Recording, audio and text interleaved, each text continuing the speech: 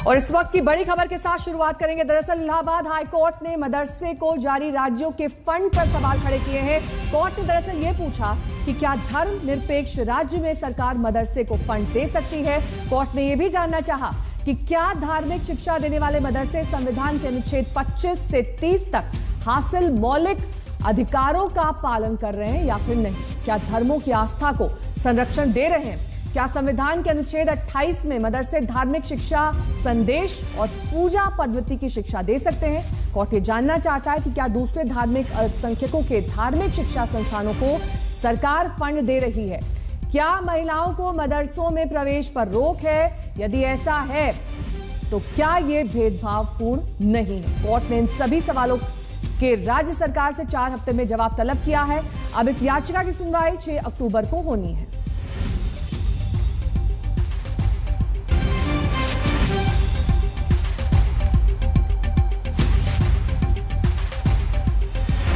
ये तमाम सवाल हाईकोर्ट की तरफ से किए गए हैं, जिनका 4 राज्यों को जवाब देना है।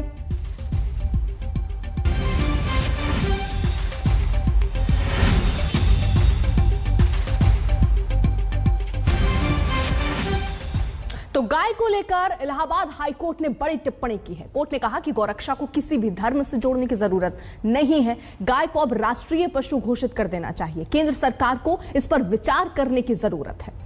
वहीं जस्टिस शेखर कुमार यादव की सिंगल बेंच कोर्ट ने कहा कि गायों को मौलिक अधिकार देने के लिए केंद्र सरकार को संसद में एक विधेयक पारित करना चाहिए। जस्टिस शेखर कुमार यादव ने अपनी टिप्पणी में यह भी कहा कि जब गायों का कल्याण होगा तभी देश का कल्याण होगा। गाय भारतीय संस्कृति का अहम हिस्सा है।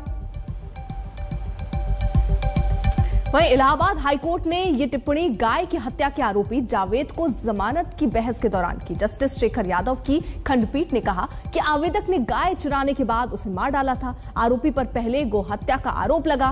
कोर्ट ने जावेद की जमानत अर्जी भी खारिज कर दी।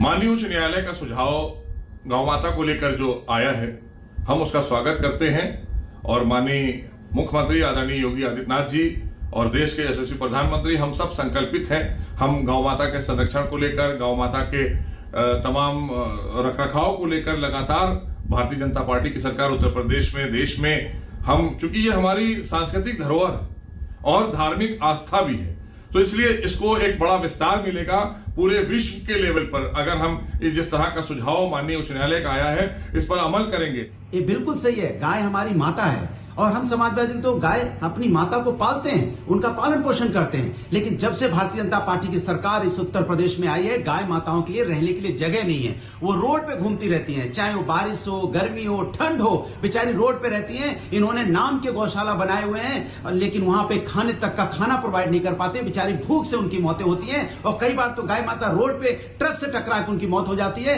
और ये भारतीय जनता पार्टी की सरकार गाय माता पे राजनीति तो करती है, लेकिन गाय माता को भोजन नहीं दे सकती, उनके रहने की व्यवस्था नहीं कर सकती।